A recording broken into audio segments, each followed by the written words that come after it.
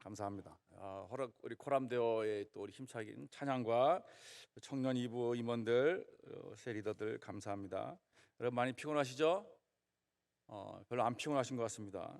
저는 오후 시간이 되면 상당히 피곤합니다. 사실은 여러분은 잘 모르겠는데 저는 이렇게 막 이 가슴이 약간 이렇게 노근해지는 현상이 벌어져요. 여러분 안 그러십니까? 그래서 노근해지면서 특별히 토요일 날 잠을 못 자면 되게 피곤해요. 주일날 오후 예배 드리는 게. 그래서 제가 이제 미리 이렇게 말씀을 드리는 이유는 뭐냐면, 혹시 여러분 옆에 주무시고 계시는 누가 너무 말씀이 너무 달아서 너무 은혜가 돼서 하나님이 너무 사랑해서 잠깐 졸잖아요. 깨우지 마세요. 진짜로. 왜냐면 그때가 잠깐 자고 일어나면 너무 피곤이 확 풀리더라고요. 그러니까 혹시 이제 코를 골면은 이제 코만 잠깐 막아주시고, 습관적으로 예배 시간에 자는 거는 영적으로 문제가 있는 거고요. 그런데 정말 피곤해서 가끔 이렇게 깜빡 조는 거는 하나님께서 우리에게 이 피곤이 쫙 풀리갈 때가 좀 있습니다.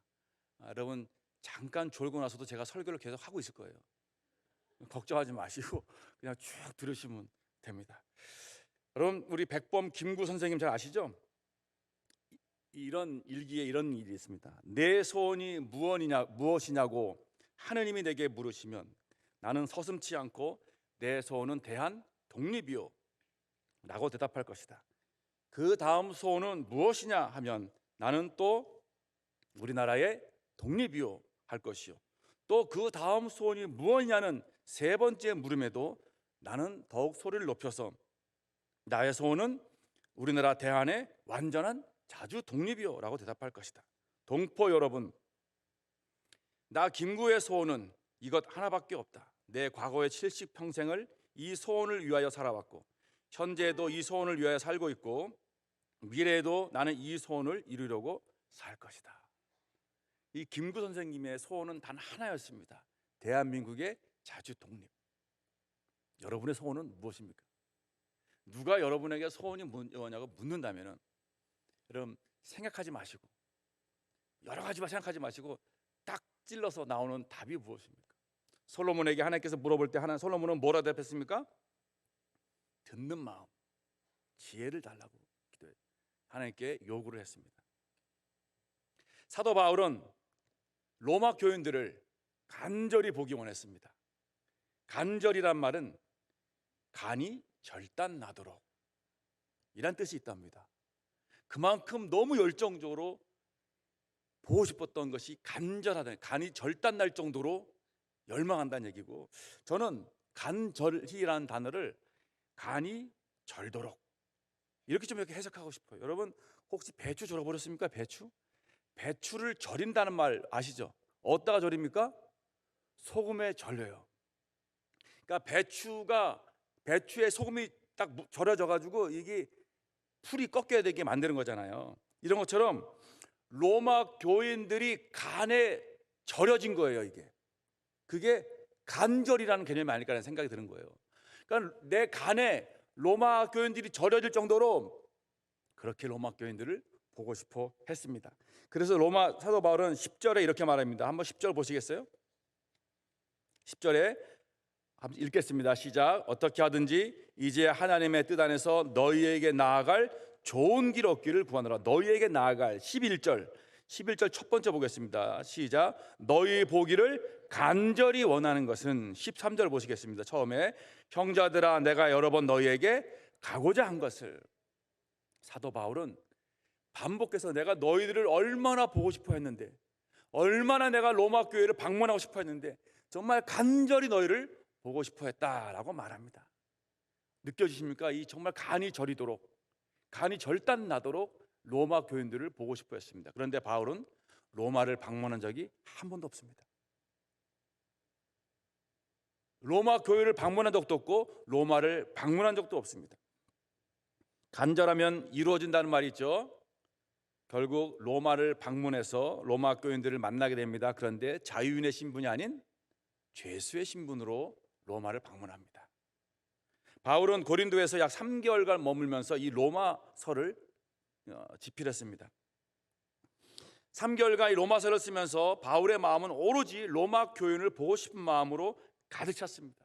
여러분 지금 연애하시는 청년 1, 2부가 있을 거예요. 아마 마음속에 누가 차 있습니까? 늘 그녀가 차 있어요.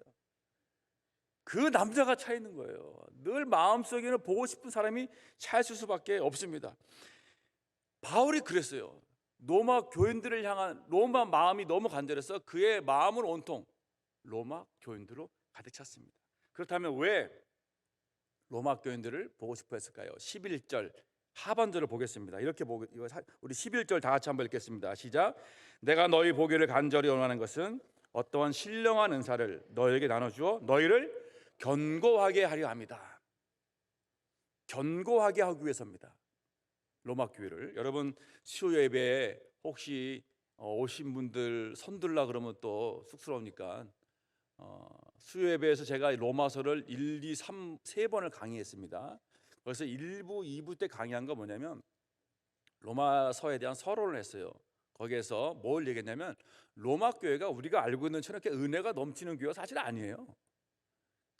이 한 5년 정도의 유대인들이 다 추방당하면서 이 교회가 이방인 개종자에 의해서 문화가 확 바뀌어 버렸습니다.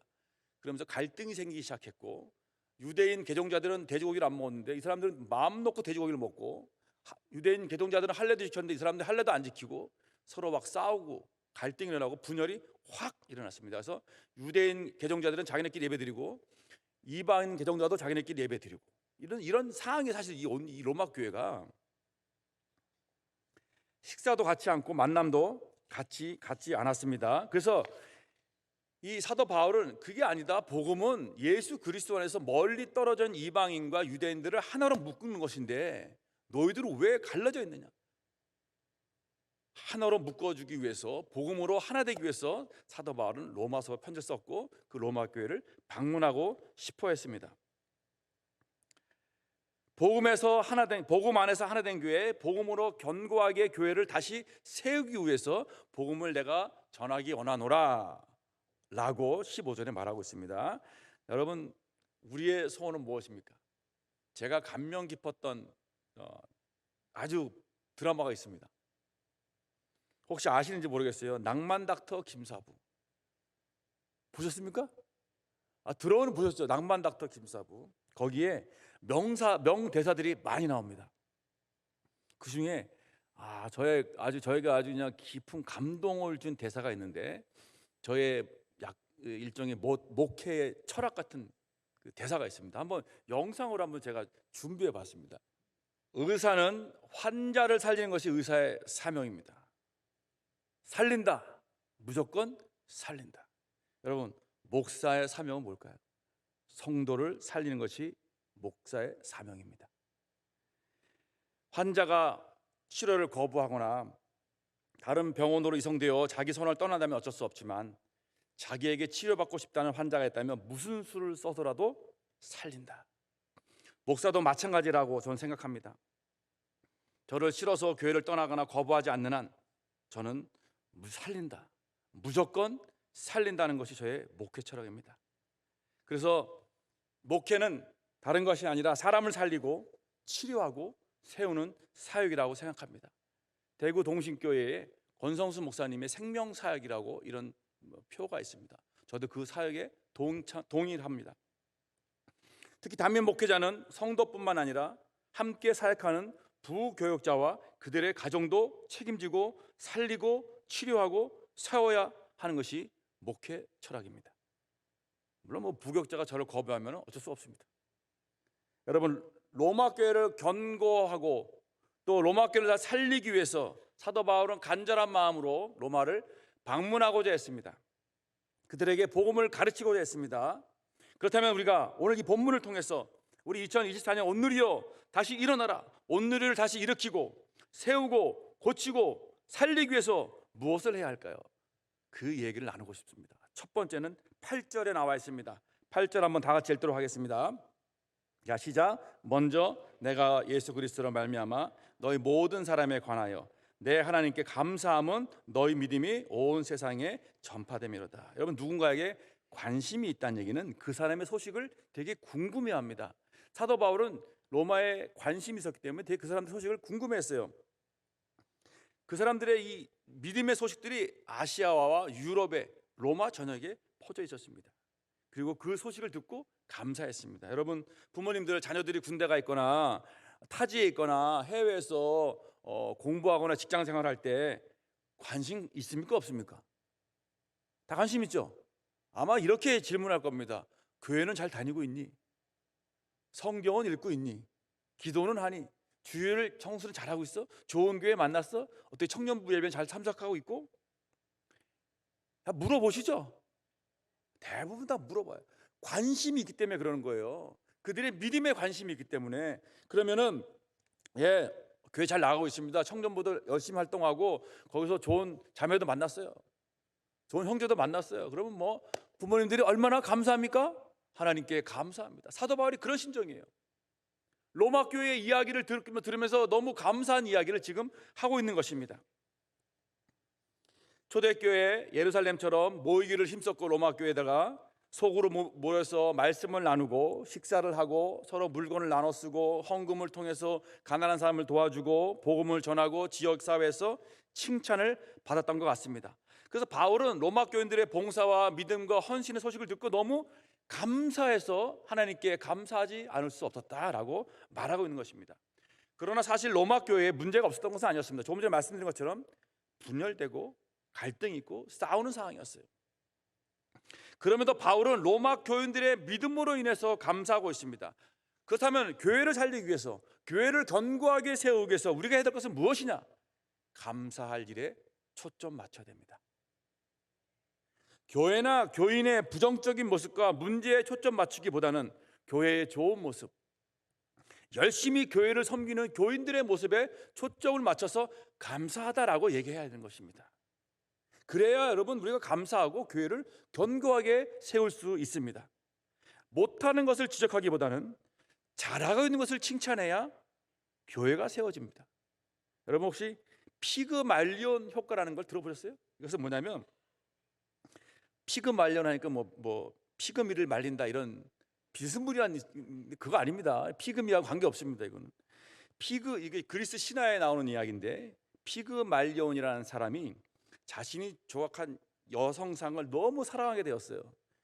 이를 지켜본 미의 여신 아프로디테가 그의 소원을 들어줘서 그 조각상에게 생명을 불어넣어서 그 여인과 결혼했다는 그리스 신화입니다. 그런데 이 단어를 가지고 교육 심리학에서는 피그말리온 효과라고 말합니다. 이것은 뭐냐면 한 60년도에 두 명의 교육학자가 실험을 했습니다. 미국의 한 샌프란시스코 초등학교에서 전교생들, 초등학생들을 지능 검사를 쫙 했어요. 그리고 그 중에 20% 정도의 학생을 뽑았습니다. 무작위로 뽑았어요. 20% 학생을 뽑아서 선생님에게 줬어요. 가르치라고. 그러면서 귀뜸을 해줬습니다. 뭐라 했냐면 이 20% 학생들은 머리가 비상한 사람들입니다. 아주 지적 능력이 뛰어나고 IQ 높은 사람입니다. 그렇게 귀뜸을 살짝 해줬어요.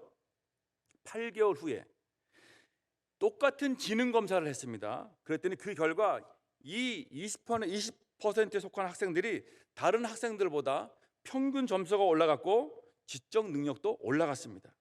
그 이유는 20%의 학생들이 IQ가 높았기 때문이 아니라 그 명단을 받아든 교사가 이 아이들이 지적 능력이 있고 학업 성적이 있구나라는 것을 듣고 그것을 기대하면서 정성껏 돌보고 칭찬하고 격려한 결과라는 것입니다.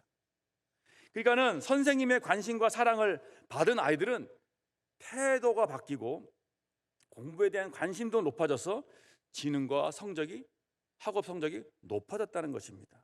이처럼 타인의 기대나 관심으로 인하여 능률이 오르거나 결과가 좋아지는 현상을 피그말리온 효과라고 말을 합니다. 그렇다면 우리 지금 온누리교회에서는 이 피그말리온 효과가 필요한 겁니다. 온누리교회를 사랑하고 온누리교회를 다시 세우고 부흥하기를 원한다면 감사할 내용들과 감사할 제목들에 초점 맞춰서 오히려 더 집중해서 그 사람들을 격려하고 칭찬해야 하는 것입니다.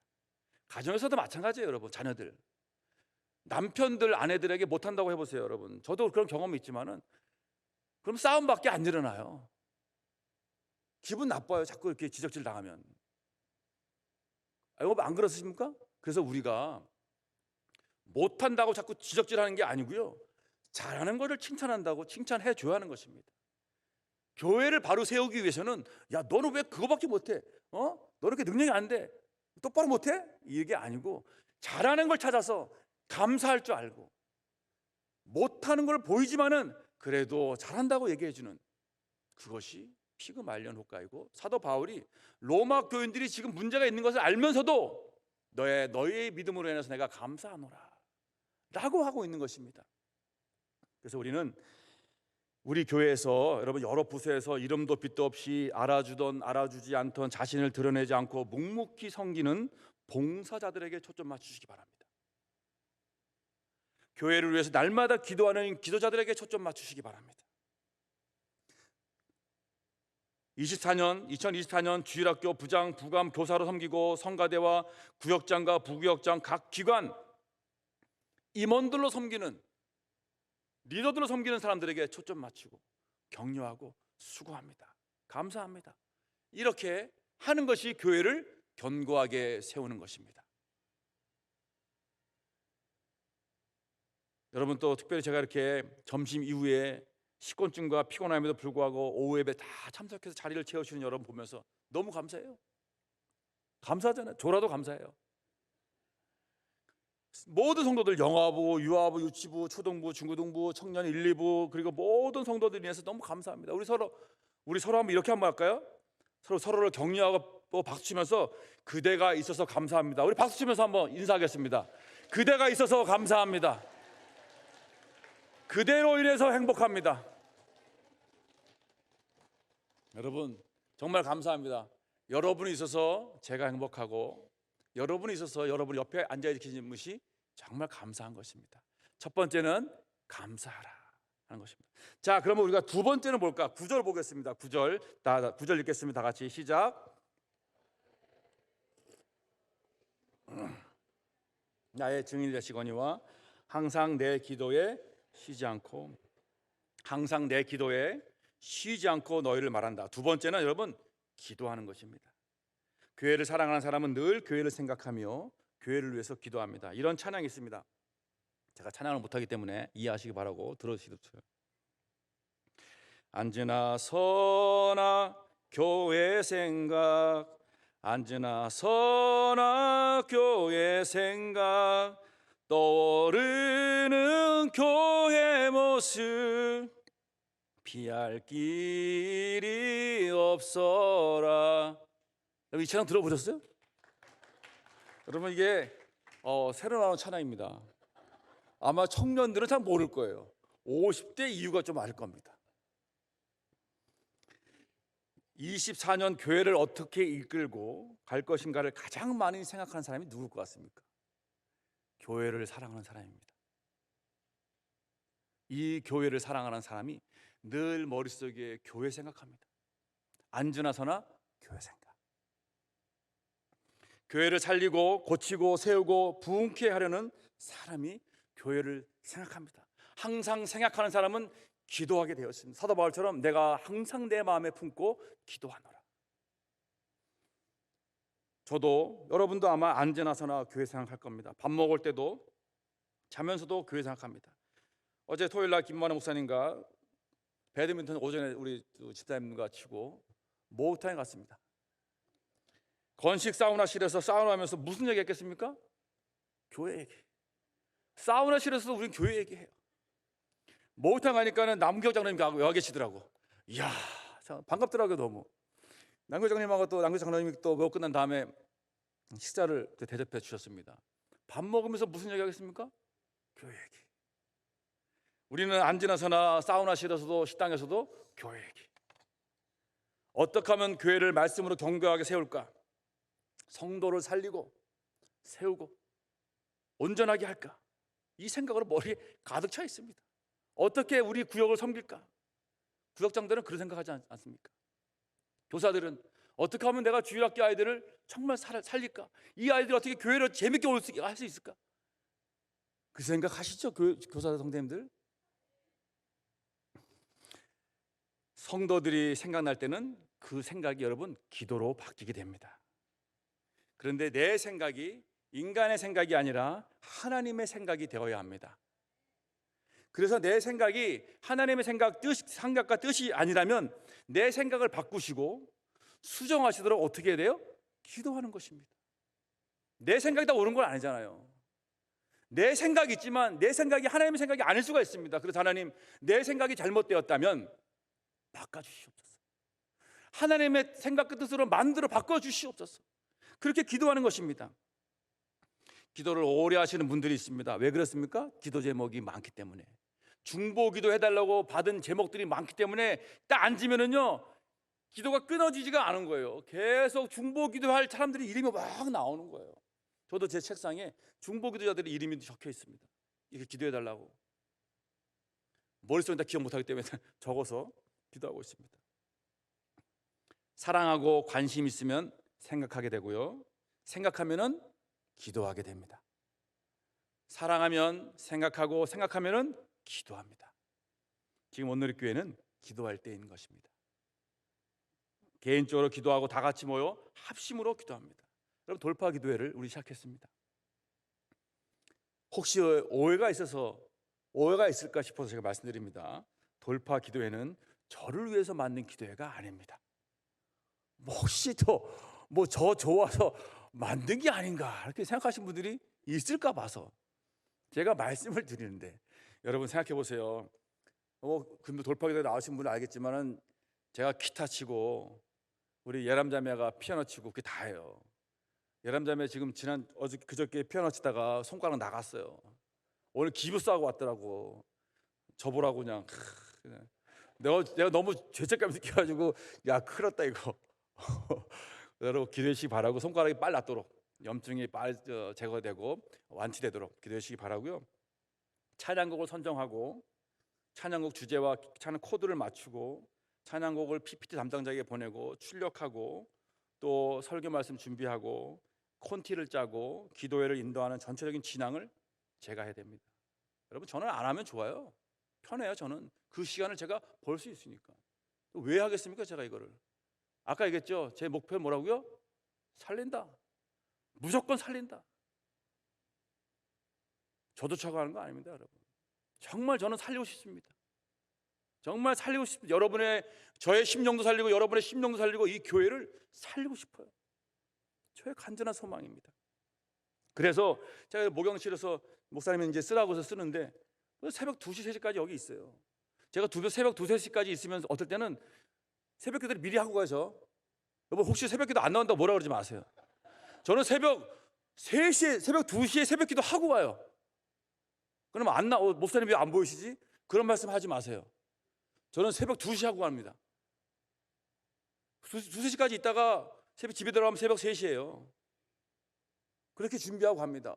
다른 거 필요 없어요. 제가요. 살린다. 무조건 살린다. 교회를 살리는 것은 인간의 힘으로 되지 않습니다, 여러분. 인간의 능력으로 되지 않습니다. 오직 여호와의 신, 성령으로 가능합니다. 그래서 시가랴에서 이렇게 말하고 있습니다. 만군의 여호와께서 말씀하시되 이는 힘으로 되지 아니하며 능력으로 되지 아니하고 오직 나의 영으로 되느니라. 그래서 우리는 기도하는 것입니다. 하나님께서 우리 교회를 살려달라고, 하나님께서 우리 교회를 세워달라고, 하나님께서 내 가정을 살려달라고, 내 자녀를 살려달라고, 내 문제를 하나님 내가 돌파하게 힘을 달라고, 그래서 우리가 기도하는 것입니다. 로마 교회를 다시 복음으로 세우고 살리고자 했던 바울은 항상 기도에 쉬지 않고 로마 교회 이름을 부르면서 그를 위해서 기도했습니다. 전도서 4장 12절에 이렇게 나와 있습니다. 한 사람이면 패하겠거니와 두 사람이면 맞설 수 있나니 새 겹줄은 쉽게 끊어지지 않습니다. 왜 합심 기도합니까? 왜 우리가 돌파기도 때 모여서 기도합니까? 그것은 새 겹줄은 끊어지지 않기 때문에. 한 사람이 기도하면 패할 수도가 있고 두 사람은 조금 맞설 수 있지만 세 사람이 이상이 뭉치면 끊어지지 않기 때문에 돌파할 수 있어요. 여러분, 그럴 때 우리가 기도하자는 겁니다. 합심으로. 8시 30분입니다, 여러분. 돌파 기도회. 찬양팀, 오늘 찬양 열심히 찬양팀 반주해 주신 거 믿습니다. 금요일 날 올지. 자, 세 번째를 보겠습니다. 세 번째는 11절입니다. 우리 11절 한번 다 같이 읽겠습니다. 시작.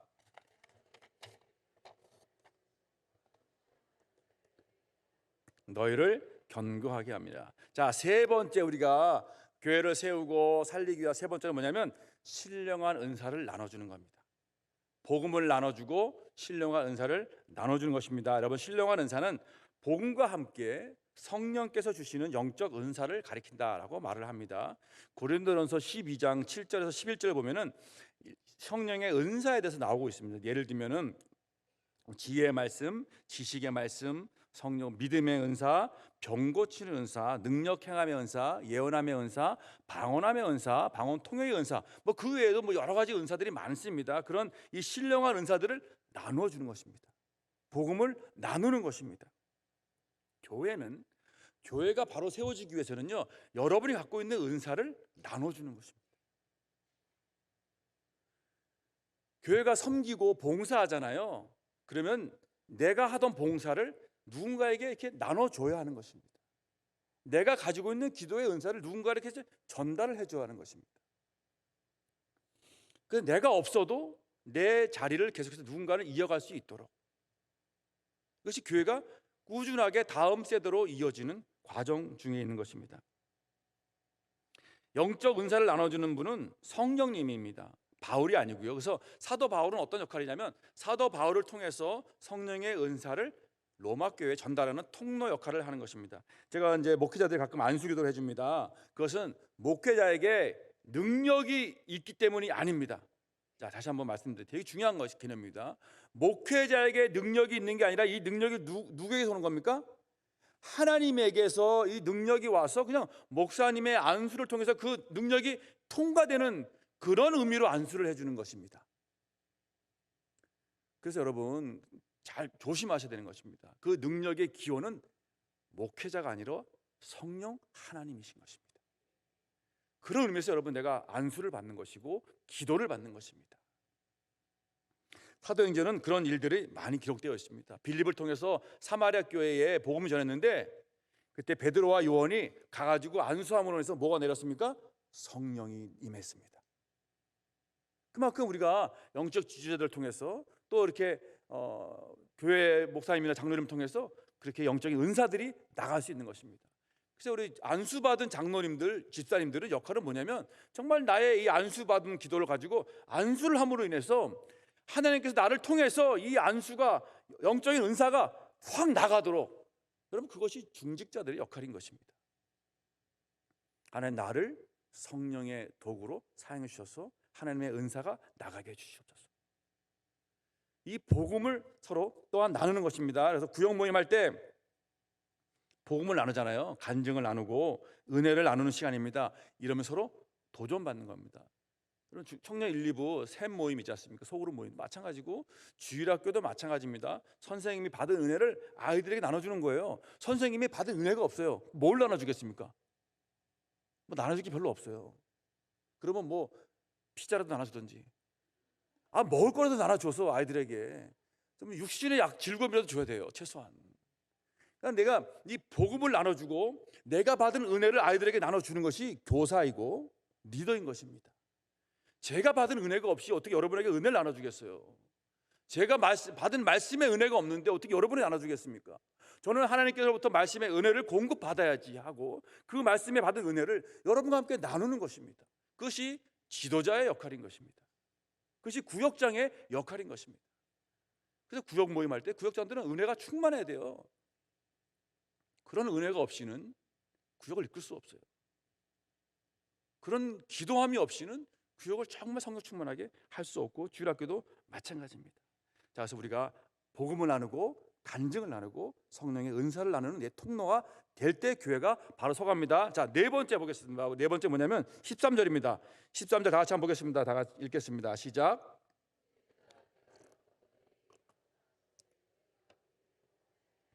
이는 너희 중에서도 다른 이방인 중에서 같이 열매를 맺게 함이로되. 자, 네 번째는 열매를 맺게 하는 것입니다. 여러분, 좋은 나무는 좋은 열매를 맺습니다. 믿음은 말로 증명하는 것이 아니라 행동으로 증명하는 겁니다. 믿음은 말이 아니라 열매로 증명해야 됩니다. 이 사람 믿음이 좋구나, 이 사람 정말 믿음이 좋아 하는 것은 이 사람이 참 하는 태도와 행동을 보면은 믿음이 좋구나 하는 걸 알 수 있어요. 근본적으로 신앙적인 변화가 있습니다. 예를 들면 바울은 예수 믿기 전에는 예수 믿는 자들을 잡아서 핍박하고 옥에 가두었지만 예수 믿은 후에는 예수를 위해서 핍박을 받고 옥에 갇혔습니다. 이것이 근본적인 신앙의 변화입니다. 두 번째 다른 변화가 있습니다. 이것은 뭐냐면 성품의 변화입니다. 여러분 혹시 김경을 교수님이라고 많이 좀 들어보셨을 것 같아요. 유튜브에 좀 잘 나오는데 이분이 유튜브 중에 이런 내용이 있습니다. 성격은 바뀌지 않지만 성품은 바뀐다. 성격, 그래서 어떤 거냐면 내가 내성적이다, 나는 외향적이다, 이런 것은 바뀌지 않는다는 거예요. 유전적으로 타고났기 때문에. 원래 나는 내성적인데 살다 보니까 자꾸 외향적인 사람이 그리워서 그쪽으로 갔는데 살다 보니까 그게 아니야. 원래 나는 내성적이야. 그러니까 이 기본적인 부모로부터 받는 유전자의 이 성격은 바뀌지 않는데 성품은 바뀐다는 거예요. 그래서 예전에 성격 개조 프로그램이 있었다는 건데요. 지금 다 그게 없어졌대요. 지금 이제 그 인지 발달 심리학자들이 다 없애는 중이래요. 성격을 개조하는 게 아니라고. 열매를 맺게 한다는 것은 성격이 아니라 성품이 바뀐다는 개념 같습니다. 저는 바울은 갈라디아 교회의 성품의 변화를 이렇게 얘기하고 있습니다. 갈라디아서 5장 22절 성령의 열매를 말하고 있습니다. 한번 얘기해 볼까요? 갈라디아서 5장 22절 23절 이렇게 나와 있습니다. 오직 성령의 열매는 사랑, 희락, 화평, 오래 참음, 자비, 양성, 충성, 온유와 절제. 자 보세요. 다 이것은 뭡니까? 성품과 관련된 얘기예요. 내성적이다, 외향적이다, 직관적이다, 감각형이다, 이런 MBTI가 이런 뭐 판단형이다, 아니면 무슨 인지형이다, 이런 개념이 아니라는 거예요. 성품에 관한 이야기를 갈라디아에서 하고 있는 거예요. 그래서 우리 한국 속담에 이런 것이 있습니다. 그 사람은 성격이 개 같다. 개가 어떻게 사람이 되겠어? 사람은 안 변해, 이렇게 말하잖아요. 근데 이 문장은 잘못된 문장이에요. 이렇게 얘기를 해야 됩니다. 이렇게 전 바꿔야 된다고 생각해요. 그 사람은 성품이 개 같다. 성격은 안 변하지만 성품은 변한다. 사람이 그리스도의 성품으로 바뀔 수 있다. 사람은 그래서 변할 수 있다. 이렇게 얘기할 수 있는 것입니다. 여러분, 사람이 안 바뀌는 게 아니에요. 사람이 안 바뀐다는 얘기는 그 사람의 성격에 관한 문제는 안 바뀌어요. 그건 바꾸려고 하면 안 되는 거예요. 하나님께서 주신 유전자인데 왜 바꾸려고 그래요? 그거를. 성품, 사랑, 희락, 화평, 이러한 성품이 바뀔 수 있다는 것입니다. 그래서 우리는 사람이 바뀔 수 있다라고 말하는 것입니다. 그 로마 교회는 유대인과 이방인의 교회 내에서 서로 싸우고 갈라섰어요. 그들이 갈라선 이유는 교인들의 성격 때문이 아니에요. 잘 보시면 성격 때문이 아닙니다, 여러분. 성품 때문이에요. MBTI로 얘기해 볼까요? 외향적이냐, 내향적이냐, 감각형이냐, 직관형이냐, 사고형이냐, 감정형이냐, 판단형이냐, 인식형이냐, 이 문제가 아니라는 것입니다. 그들의 성품이 그리스도의 성품으로 변화되지 않았기 때문에 교회에 문제가 생겼다는 것입니다. 그리스도와 함께 십자가에 죽지 않았기 때문에 그 성질이, 그 성품이 죽지 않았기 때문에 교회에 문제가 일었다는 것입니다. 그래서 우리가 사도 바울이 그들을 간절히 보게 원했던 것은 그들에게 신령한 은사를 나눠줘서 그들의 열매, 그리스도의 성품을 맺게 하려는 이유가 있었다는 것입니다. 우리가 직장이나 가정에서, 교회에서 서로 다름을 인정하는 것인데 그것은 성격 차이를 인정해야 합니다. 성격은 달라요, 여러분. 부부 사이에 성격 차이가 있습니까, 없습니까? 성격 차이 때문에 갈라서는 거는 다시 한번 생각해 보셔야 돼요. 성격 차이 때문에 달라지는 게 아닙니다, 여러분. 성격은 하나님께 주신 건데 저하고 집사람하고도 정반대예요. 저는 그냥 하다가 그냥 이렇게 가다가 이 길이 아닌가 보다, 다른 길로 갈까? 이렇게 얘기하지만 집사람은 이 길이 아닌데도 끝까지 가야 돼요. 얼마나 스트레스 받겠습니까? 나도 스트레스 받지만 집사람도 스트레스 받아요. 성격이 정반대예요. 저는 가다가 그냥 아니면 바꿔요, 그냥 확. 집사람은 끝까지 가야 되는 이런 부부들 많잖아요. 많을 거예요, 아마. 그것 때문에 여러분 갈라지면 안 된다는 거예요. 그거는 성격이라는 문제예요. 성격을 그냥 이 사람은 이렇구나 이해하고 받아들이고 가는 것이 우리가 이게 성화되어가는 그리스도의 성품을 닮아가는 과정 중에 있는 것입니다. 우리가 바뀌어야 될 것은 뭐냐면 그 차이를 어떻게 잘 극복해 나갈 것인가, 어떻게 잘 대화로 풀어갈 것인가. 그러니까 보통 우리가 이게 성품이 문제가 생기는 게 왜 생기냐면 성격 차이가 나타나면 거기에 대놓고 화를 내잖아요. 이 성품이 문제라는 거예요. 그걸 온유함으로 사랑함으로 잘 좋은 그리스도의 성품으로 잘 해결하면 문제가 되지 않는다는 것을 얘기하는 것입니다. 그래서 우리에게 중요한 것은 성격 차이가 문제가 아니고요, 성품이 문제라는 것입니다.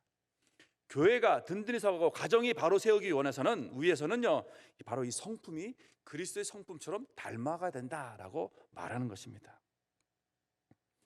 이 성품이 내 삶에서 열매를 맺는다면 로마 교회처럼 온 세상에 믿음의 좋은 소문이 퍼질 것이다 라고 말합니다.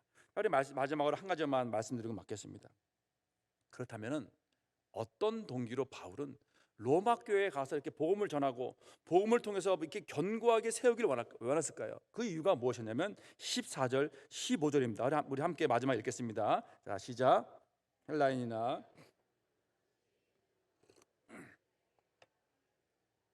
그러므로 나는 할 수 있는 대로 로마에 있는 너에게도 복음 전하기를. 자, 왜 그랬냐? 빚진 자의 심정 때문입니다. 복음의 빚을 졌기 때문에 복음을 다시 갚고 싶다는 것입니다. 저희가 세네갈에 한인교회를 사임한다고 세네갈에서 한인교회에 가가지고 지난 9월 달입니까? 11월 달입니까?